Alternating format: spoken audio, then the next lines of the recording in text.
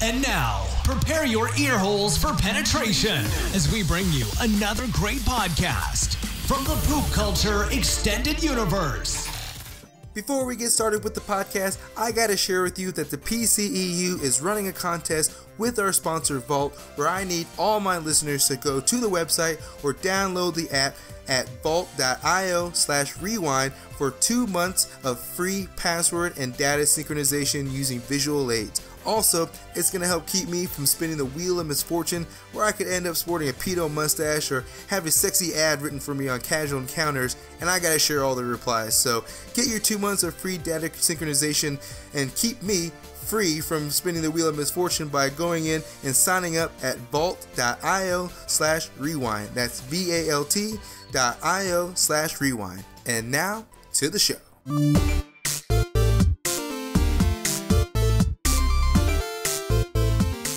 Hey dudes and dudettes, thanks for tuning into this episode of the Be Kind and Rewind podcast, a podcast chock full of everything that is nostalgic about the 80s, 90s, and more. This episode, we'll be looking back at the first year of the podcast, talk about how it got started, along with reading off some of the awesome reviews listeners have left over the past year. So just kind of getting right into it.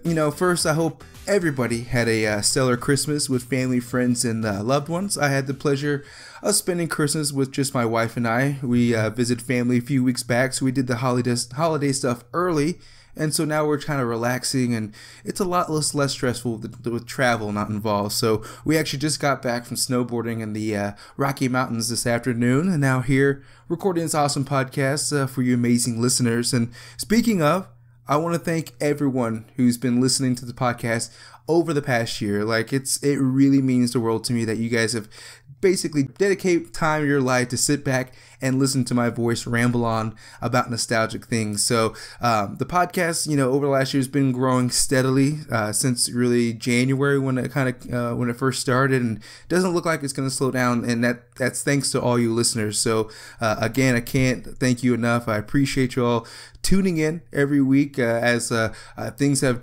progressed since the podcast started out just being its own thing, and now I've been added to the Poop Culture Network. So there's other podcasts that you can listen to, and I release weekly with them, and so that's been an amazing experience. And I can't thank Poop Culture, Mark, and all those guys who invited me into the network. So like I said, ever since then, podcast has been is going strong, and again that is thanks to the podcast network and the listeners as well. So thanks everybody, and hope your Christmas was awesome. I'm actually recording on Christmas, but this podcast will come out a few days later, so you'll be getting ready for your New Year's resolutions that hopefully you'll keep up beyond January or February. So it just depends. Keep it realistic, I guess, is the way to go. But just kind of be a different podcast. I actually want to give you a little history as to kind of how things came to be with the Be Kind and Rewind podcast, how the journey started and came to where we are today, and just it goes back a little ways. So this is kind of like the story time for the Be Kind and Rewind podcast. But like I said, just to give you a little history, going back a few years I myself have always been interested in audio editing and broadcasting, and even back in grade school, I used to use my dad's huge stereo that had a record player, an AM FM radio tuner, double cassette, and CD player with 2 giant speakers on the side, and so I would use that to record all my favorite songs into one song. So I would edit the tracks to where they'd, the best parts of each song would be basically constantly playing throughout an entire song. It'd be the most epic of epic songs. And I'd always use cassettes from Green Day, Tag Team, Whoop, There It Is, some Alvin the Chipmunks. I definitely rocked out with Korn, because Korn was my jam back in middle school. So those of you who are currently judging or hating on the new metal, this is 97, 98. Come on now. And so I just use my dad's stereo all the time just to play the CDs, record the tracks on the cassette player, make sure I stopped just in time to make sure the next song that I had coming up would match the drum beat or the enthusiasm of the band. So didn't want the sound to drop off. I was real intricate with it as a kid, so that was kind of like my first journey into like really enjoying, you know, editing the audio part of things and getting into that. And even that led into recording the MTV music videos back when they actually played music videos. I would record all my favorite bands, their videos, and I would line them up on cassette VHS cases. I would write them out, so you'd see on my cases there'd be, you know, stacks of VHSs that had, you know, No Doubt, Prodigy, or just all kinds of nostalgic bands that you just wanted to listen to. I mean, at the time, you know, it wasn't nostalgic, but it was my favorite songs that I want to listen to. I didn't want to wait for them to come on one of the TRLs or even one of the many music video shows they had, but I didn't want to wait. I just wanted to watch it when I could, so I would record them and you know, edit them to where they'd all line up perfectly. And then really what it came to fruition was when I was in 5th grade. They had us do, like, you know, those one-day internships that they have you go out, you know, what do you want to do? They basically have you pick your career. That's not going to happen for another 15 years, but yeah, you're forced into picking it. And I was, of course, interested in radio and editing and all that stuff. So I was like, I want to go to the radio station. So I went to the local radio station. It's basically one of the coolest days, spending time with the DJs, seeing the daily life of radio, especially after seeing the DJ dressed up in t-shirt, shorts, and backwards hat. Pretty much locked me into thinking this is a job for me. It just seemed pretty laid back, and it to me didn't seem like they had to deal with too much corporate BS, but little did I know at the time. So that after years later, yeah, I find out you do have to deal with a lot of corporate BS, which kind of leads into the next thing. Is it wasn't for a few more years after 5th grade that kind of lay dormant. I was always interested, but I didn't really do too much with my interest with audio editing and broadcasting. I did some few things in high school in regards to maybe the local high school radio, but it wasn't too much. And then it got to the point where I was in college around 2009 or so. I had the opportunity to do a internship with the major Kansas City heavy rock and alternative radio stations, 98.9 and 96.5. I was so pumped to do this. I remember having to write in, you know, like a little one pager just to give your pitch on why you should do the internship, and I just went into details. Like, I've been doing this for my whole life, just wanting to get into broadcasting, editing, audio, that type of stuff, production, one way or another. And luckily, I'm sure they didn't turn too many people down, but yes, I was selected to be one of the interns at the radio station, so I was pumped. It was definitely an opportunity that I was excited to do, and it was something that I'll never forget, because I have so many stories that I'll get into coming from that place, and the experience and just the people that I met. I definitely will never forget the experience, and I appreciate everything that they provided for me. So for a few years while I was an intern for 1 year, but actually they let me kind of stick around and come back and keep working events for them, which, you know, I'm sure they love the free labor. But for me, I got to get into concerts for free and go in the backstage and roam around where the bands were. So I was work for free. That was a good trade-off for me. I was fine with that. So for a few years, I would go and I'll help out with the annual Rock Fest that they had.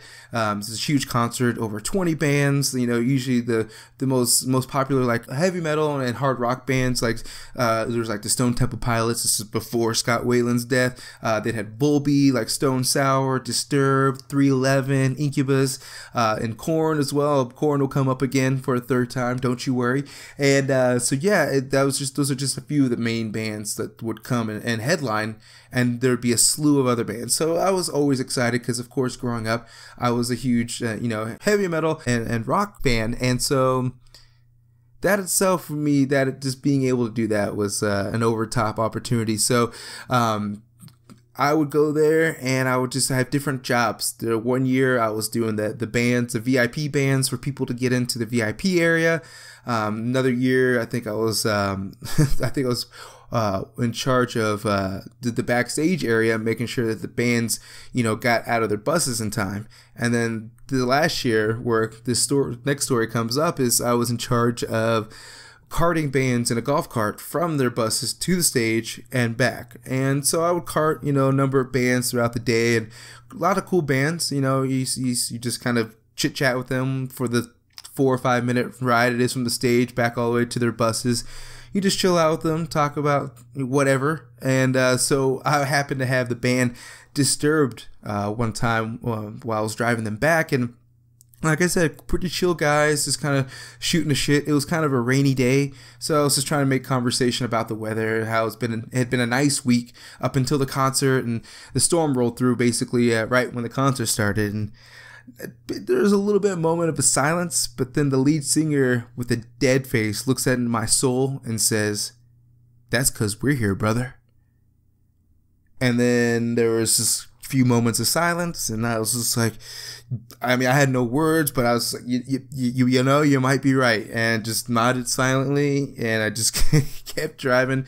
Luckily, we were close to their bus and got them off. But yeah, Disturbed, they live up to the name. Yes, it was interesting to say the least, but cool guys. Just an interesting story from Disturbed. Another awesome story from working at Rockfest was, like I said, you got to have access to the backstage area. Bands are roaming around. They're talking to each other. They're getting ready to go on stage. They're watching each other play. And so I'm walking up this staircase up to the side of the stage, and it seems like an endless goddamn staircase to get up there, but somebody seems to be waddling down the staircase, and I can't see very well because it's kind of dark in this area. As I'm getting closer, I'm like, man, that mustache this guy has looks pretty familiar. That long hair, I think I recognize this guy. And as he gets closer, I recognize the person waddling down these stairs is none other than 70s porn icon Ron Jeremy. And I was, being a 90s kid, I had to watch 70s, 80s porn, so you definitely got your fair share of Ron Jeremy. So I was like, hey man, Ron Jeremy, seen your dick a few times. Can I get your autograph? And of course, being my third Rockfest, I was prepared. I had my white and black markers to get out, so I was getting them ready. And I was like, yeah, but Ron, if you're the man, let me get a signature. And he's like, yeah, nodded yes, but like his eyes weren't following his head when he was moving it. So I was like, oh, I think Ron's Ron's fucked up, basically. And so about 8 seconds passes with no movement from me, and more importantly, Ron. So I take his hand. I'm like, all right, Ron, we're just gonna do this, man. I put his hand on my shoulder and start what I guess is his autograph on my shoulder with his hand. But luckily at this point, one of his ladies was walking down the stairs. She apologized and made sure he made his way down the stairs, and I made off to the stage with my illegible Ron Jeremy autograph. But I guess I at least had the story, even though Ron Jeremy probably has no recollection of that interaction. But man, and I think somebody had said on Twitter that Ron Jeremy does not drink. But man, I'm not gonna call you out and say you're a liar, but man, Ron Jeremy was definitely under the influence of something that night. So I love you, Ron Jeremy. Maybe we can redo the autograph again sometime, but that day it didn't quite work out. So a couple of other stories about my fun at the radio internship. I'm not sure if any of you are too familiar with the Bunny Ranch HBO show, Cat House, a couple years ago, mid 2000s. There was this it's a brothel just outside of Las Vegas, and the brothel owner, his name was Dennis Hoff, and he had become good friends with the DJ, the radio station, Johnny Dare. And so Dennis and a few escorts joined in for Rockfest one of these years, and myself, being a fresh-faced intern walking the hallway just outside the recording studios, I'm just chilling out, walking, I don't know what, I'm just wandering at this point, but then all of a sudden, I'm surrounded by, DJ Johnny Dare, Dennis, and a couple of these escorts. I was like, okay, I'm not supposed to be here. I'll just keep walking. But all of a sudden, they all seem like they're in a little bit of a scramble. They're trying to figure something out real quick, and all of a sudden, I get pointed out by Johnny Dare, and he's like, hey, you're an intern, right? Just making sure I'm not a complete lunatic walking the halls. And it's like, yeah, no, I'm an intern. He's like, good. we need to get to Rockfest, but she needs to get to her hotel. So can you get her to her hotel as soon as possible right now? And I just showed up. So I'm like, all right, well, let's do this. I'm not saying no to that. So there's one thing that I had forgotten as we're walking down to the car. I just showed up from driving on the highway from school after having a bit of a hearty lunch, and I distinctly remember letting out somewhat of a juicy fart in my car not long before I got out of it to get into the radio station. So as we're walking back to my, pristine 2002 Pontiac Grand Am, I'm just begging to any god that the car doesn't smell like rusty diarrhea or something like that. So we get to the car, and this is an escort, so she's a very hot looking lady, and so I'm just like, oh my god, just don't fuck this up, don't make yourself look like an asshole, just get her there and get her and leave. But we get into the car. It's not terrible, but it's definitely noticeable. But she doesn't seem to be fazed, and I attributed that to her career maybe desensitizing her to these types of human stenches, but I just rolled with it. She didn't say nothing. I didn't see the extra sniff come from her when she got in, so I took it as we're good to go. So we start driving, and I basically just trying to come up with any small talk that doesn't seem like I'm immediately propositioning her.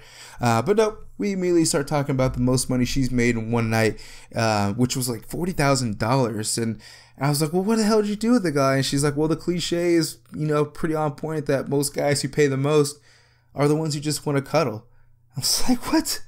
That's 40 G's to cuddle, huh? I was like, man, I guess therapy just can't work some things out. So you got to go other places. But, we talked about some other, small item topics before, we were already at the hotel before we knew it. It's just a short couple miles away from the radio station. So she gave me a kiss on the cheek, thanked me for the nice conversation, and made her way up the hotel stairs. So that was an interesting ride for sure. It was one of those I was more in my own head about can she smell the fart that I let out 20 minutes ago, or am I making an absolute idiot myself talking to her? No, those are the things were going through my head the whole time. So it was interesting to say the least. But the last story about working at the radio internship that really just like I said, just kept me motivated, want to keep me doing this type of thing was, I talked about Korn before, and I know Korn's not the greatest band in the world.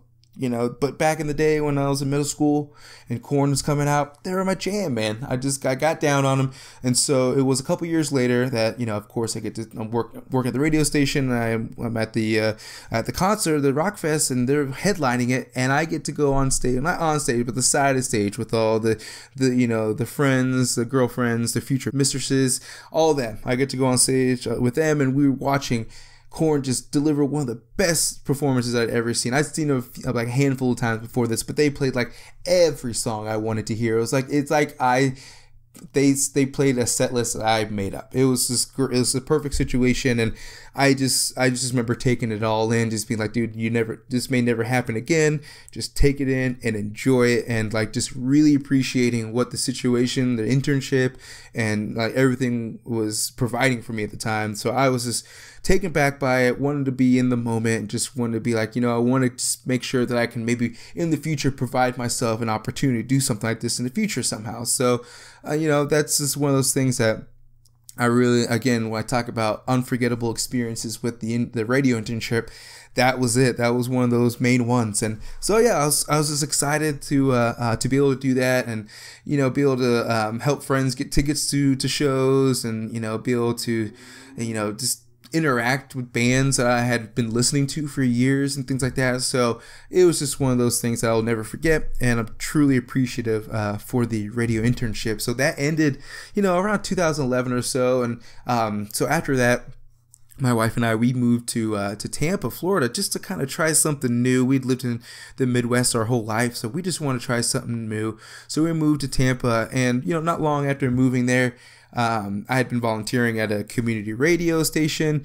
I helped with like events and producing radio shows, and my intentions were to work my way into my own time slot for a show, maybe either be like a co-host or host my own show. But the process there, since it was a local community radio, it was just kind of, it was a little slow in regards to moving things along if you're looking to do that kind of stuff. So I was appreciative for the opportunity. I helped them out, but I wasn't able to do the things I wanted to do there, which was fine. But it was fun working with the Tampa Community Radio 88.5. Shout out to them. But also while living in Tampa, I started working from home.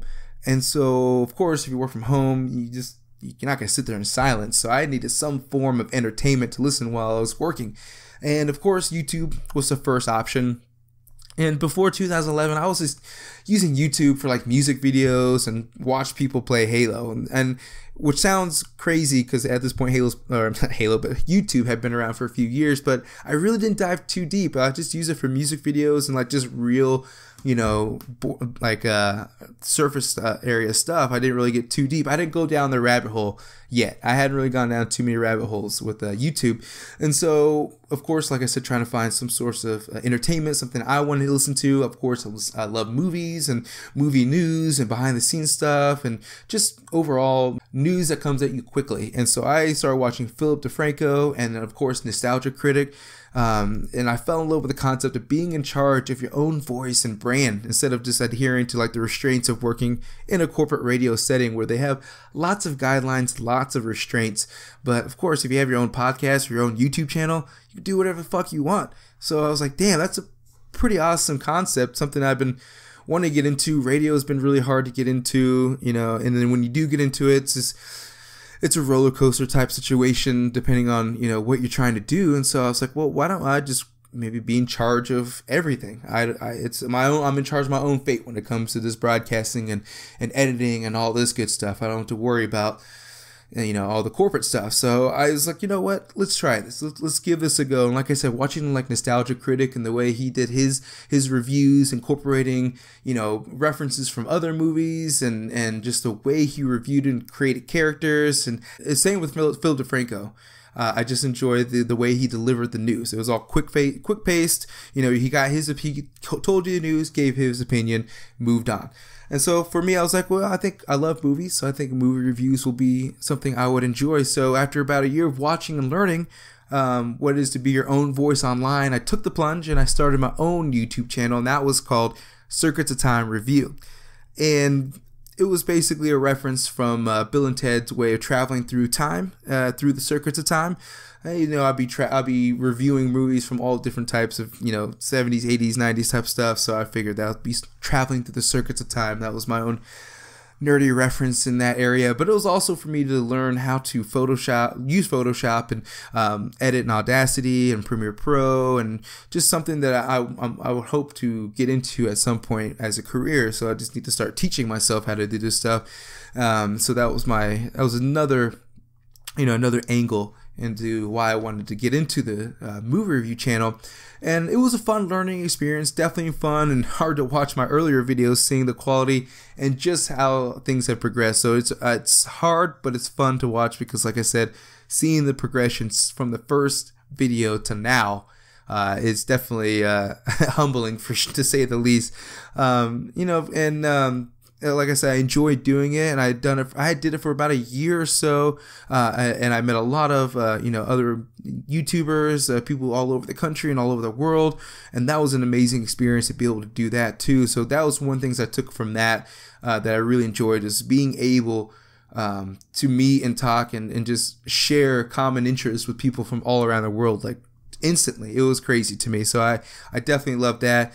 And but like I said, I did it for about a year or so, and I enjoyed it. But the movie reviews, I loved going to movies every week and seeing new movies and then reviewing them. But it got to a point where I was really jumbling my schedule to make it work. And then again, I would spend 10, 12 hours to edit something and put it out. But then again, there's already a slew of videos on that same exact movie that just came out. So I was like, well, maybe I just want to do different movies that aren't new ones, because of course the new movie reviews are taken up, the viewership is taken up from all the major YouTubers like the Chris Stuckmans and Jeremy Johns and stuff like that. They take a majority of the first round of viewers when it comes to movie reviews. And I was like, okay, maybe I want to try something a little bit different. And I had been watching a lot of like movie news and behind the scenes movie channels, like it was like AMC, now it's Collider. I still watch Grace Randolph, Beyond the Trailer. I get a lot of my movie news from her. I've been watching her for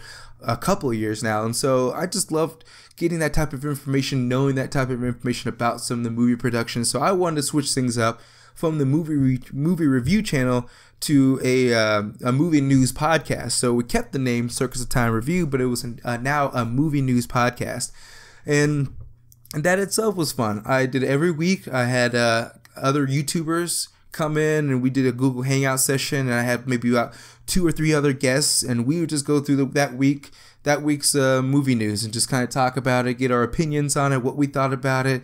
It was fun. I loved producing it. I really got into that one when it came to like making sure like the thumbnails were the thumbnails were on point when it came to making sure that people got the idea of what we're talking about, and then just inviting guests and talking about the movie news themselves. So I did enjoy that. I love doing that, and it was something I did for another year, and I was ready to try something new.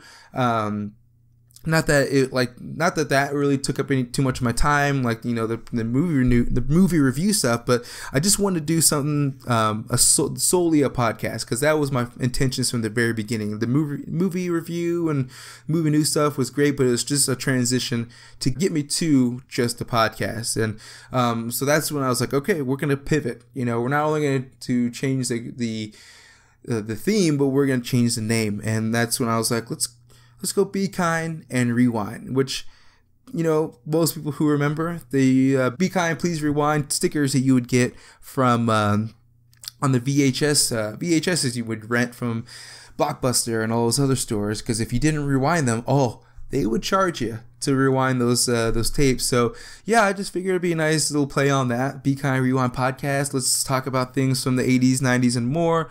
Have some nostalgic celebrity guests that we can talk to. I got the idea because I'd only see a few podcasts and channels that were, not only dedicated to just nostalgia, but also incorporating, celebrity interviews and get a little more perspective on the nostalgic movies and TV shows. So, so now what I do is I still invite other podcasts, not YouTubers so much anymore, but more other podcasts that are more relevant to the nostalgic topic that I'm, gonna talk about that week. So just keeping the topics relevant in regards to the guests, and then on top of that, also had the pleasure of speaking of some of our favorite celebrities from the 80s and 90s movies and TVs. And I'm gonna be that guy. I'm gonna drop a few names. Like we had Keith Coogan was my very first guest. Keith was awesome. I was so amazed when he said yes, because I had been hitting people up like crazy to try to get that first guest. I wanted to have that. I wanted to start out the podcast right with the first guest, and Keith Coogan came through. So I can't thank him enough. Of course, you can remember Keith from Adventures in Babysitting and Don't Tell Mom the Babysitter's Dead. Looking to have him on again pretty soon. So he was awesome to have on. Phil Moore from Nick Arcade, Mark Weiner from Weinerville. Those guys were awesome, talking about Nickelodeon stuff. I was just should definitely go check those out. Richard Kind from Curb Your Enthusiasm, and he was in Inside Out. He was Bomb Bomb, the imaginary friend, and he was just amazing. We could talk for days with Richard, and we're going to talk some more with him at some point and try to see if we can get him to talk for a couple more days again, because he is full of information, and I can't wait to hear more. We had Matt Doherty. We had Averman from Mighty Ducks. He was awesome too. We're gonna have him. We're maybe try to do like maybe a Mighty Ducks commentary with him, and then we had like Venus DeMilo from Salute Your Shorts and Lori Beth Denberg from All That, and we just had Max Slade, Colt from Three Ninjas. So like the lineup that we've had this first year has been ridiculously awesome. Like I'm like, every time I look back at this list of people I was able to talk to this year, it was awesome. Like I just like. The people I watched on Nickelodeon, people I watched on HBO, people I watched at my friend's birthday parties, like things like that. It's just like being able to just get more perspective on the things that you enjoyed as a kid. So like I'm excited to keep that happening with more celebrity I guess, more nostalgic topics. So we're going to keep that going as time goes on. But that's what I wanted to do. We are where I wanted to be in regards to the podcasting. I wanted to do this. I wanted to be solely podcasting. I wanted to, nostalgia is my thing. If you look at my room, I've got nothing but nostalgic toys and things hanging up in my room. So it's just like, it is my life. And so at this point, I'm so happy to be doing it. I'm so happy that people, listeners like yourself, are out there enjoying these episodes. So thanks again, everyone, for enjoying the episodes. I really appreciate it, because it's been a journey. Like I said, starting out at the movie review channel, Circuits of Time Review, and then we went to Circuits of Time Review movie news podcast, and now, you know, we're here at Be Kind and Rewind podcast, and we're just gonna keep it going. So that's really the journey of how it came to be. How, you know, as a little kid loving audio and editing, broadcasting, and then recording his favorite tracks and music videos, to my internship, and also now the podcast. So it's just been quite the journey for more than a few years, and I'm enjoying every step of it, and I appreciate every minute of it as well. So the next few things I want to just kind of go through, you know, over the past year. All you listeners have been leaving some awesome reviews for the podcast, so I just want to go through those reviews. I guess it's sort of patting myself on the back, but also giving a shout out to the listeners who took the time to put reviews out as well. So we'll just kind of jump right into it. We got Sassy Susie, and her headline is "My Nostalgia is in Good Hands," and she said, "This is a solid show with solid guests and a really great energy to it. If Carlos wasn't such an energetic host, I don't think the show would work as well as it does. Hope this pod keeps on going and it keeps getting better." Well, Sassy Susie, thank you so much. I hope, since you wrote this review, that the podcast has gotten better. So let me know, but thanks for tuning in, and keep tuning in. I appreciate it. The next one, we got The Mets 69, as his headline was, "I'll definitely rewind." It says, "Great nostalgia podcast with solid guests and a very likable host. I love hearing about the personal experiences with each piece of nostalgia, whether it be toys or classic shows." Well, you're going to love the last episode, because we got heavy into the Sears Wishbook toy catalog when it came to circling your favorite toys for Christmas. So the Met 69, if you haven't listened to the last episode, Sears Christmas book catalog, oh, that's right up your alley. So there you go. Next one, we got Adam of Eternia, and he says, "Totally tubular." His review is, "I dig it. Growing up on ABC's TGIF got me hooked on the show. Looking forward to more to come. Subbed." Well, Adam, thank you so much, because I too grew up loving the shit out of TGIF to the time we did the TGIF episode, which I'm sure you're referring to. We'll be doing another one soon as well, so hope you're still tuning in, because you're gonna get that TGIF episode here before long. Next one, got a couple more. We got MOWK, says, "The Wayback Machine is back in podcast form. If you like your nostalgia for the pop culture of the past fed to you intravenously with energy and hilarity, this is the podcast for you. Awesome theme song, awesome host, and awesome audio quality to combine to make a Voltron of awesome podcast qualities, making this the Voltron of podcasts. The good Voltron with lines, not the crappy one with the cars." Well, MOWK, thank you so much. That is an amazing review. I hope that we are the Voltron of podcasts, and not the crappy one with the cars, but the one with the lions. So thanks for that awesome review. And then next one, we got Implore, and they say, "It sure is kind. Want to hear nostalgia stuff? Listen to this podcast. Great memories, good audio, and fun times." So I believe that's from my friend Lyle over the Halloween podcast. So Lyle, thank you so much. And as everyone should, if you haven't already, go check out the Halloween podcast. They have some great episodes in there. And the last couple that we have here, we have Chris at J and Bob Minute, and he says, "Awesome, perfect, one of my favorites. Hopefully we're still one of your favorites, Chris. Hopefully we're still one of those." Next one, we got Dr. Toboggan / Mantis, and he says, "Love this show. Brent from Hysteria." Brent from Hysteria is part of the PCEU, so for those of you who have not checked out their podcast, you gotta check it out. Thanks, Brent. And that last one we have from Johnny Jump Pass. He says, "Excellent. Love hopping in the Wayback Machine for this one. TGIF and Hey Dude, I'm in." Hey Dude. You can't go wrong with Hey Dude. Well, maybe you can, but it's a pretty awesome show. So Johnny, thanks for loving that episode. We'll probably definitely get back into some Hey Dude stuff before long as well, so keep tuning in. But thanks everyone for the listener reviews. I can't thank you enough. Those I really appreciate them taking them to heart while producing more episodes for everyone. So like I said, thank you so much. But just to kind of give you just kind of run down the podcast here just to give you some updates on what's going to come over the next year in 2018. You know, we got some more upcoming nostalgic celebrities, so they take time. Sometimes they're not going to happen every couple episodes. They might take a few episodes in between. It's all about communication, so sometimes it takes longer than others to get those, but we definitely have some in the works right now.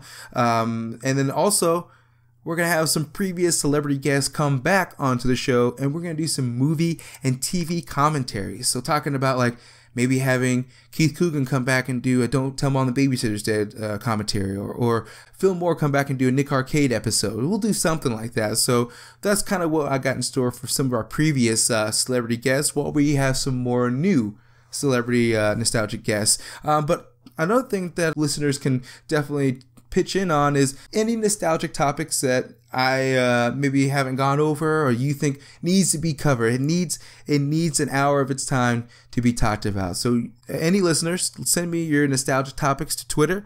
Just let me know, hey, if you haven't talked about this, see if you can talk about this nostalgic topic. So I'm open to suggestions throughout 2018. So those of you just throw it out. But like I said, we're just going to keep the nostalgia train moving. I know the last couple, we're about a year in. I switched out, but with this, we're keeping the nostalgia train going as Be Kind and Rewind podcast in 2018, because we're going to keep going strong. Thanks to all you listeners out there for tuning in for this last year and just kind of keeping the podcast going strong. And really, I really appreciate it.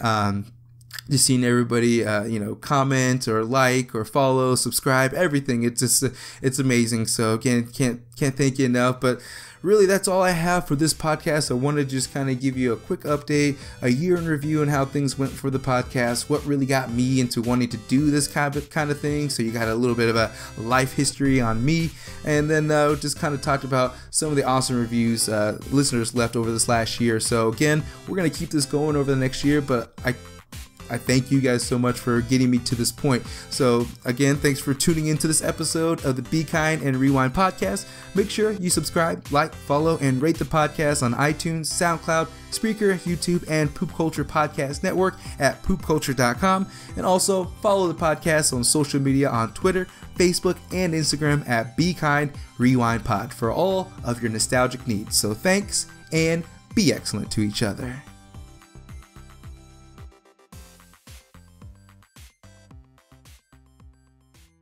What you just heard was a podcast from the Poop Culture Extended Universe. For more great podcasts, make your way to www.poopculture.com.